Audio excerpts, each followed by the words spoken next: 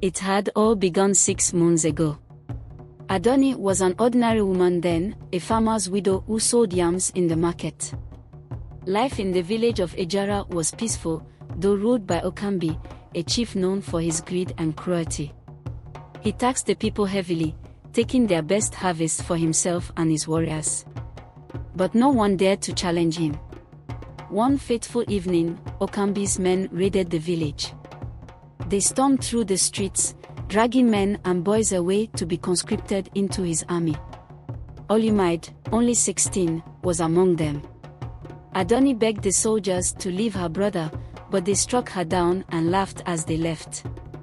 That night, something inside her changed. She was tired of living in fear. If no one would stand up to Okambi, she would.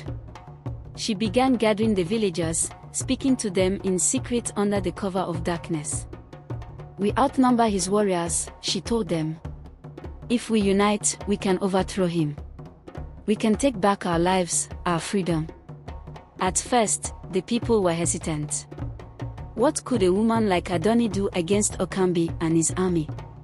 But as the days passed, her fire spread to them. Farmers sharpened their tools into weapons. Hunters brought their bows and arrows. Even the women prepared, weaving nets to trap the enemy. Then came the day of the uprising. Adoni led the villagers to the chief's compound, their war cries echoing through the night. The battle was fierce. Okambi's soldiers were well trained, but they were unprepared for the fury of the villagers. Adoni fought at the front, her spear cutting through the chaos. Her heart pounded as she called out to Olumide, searching for him among the enemy ranks. And then she saw him, chained and beaten, but alive. With one swing of her spear, she broke his chains, and together, they fought their way out. By dawn, the battle was over. The villagers had won, but at a great cost. Many of their own lay dead, and the chief's warriors who survived fled into the forest. Okambi himself had vanished.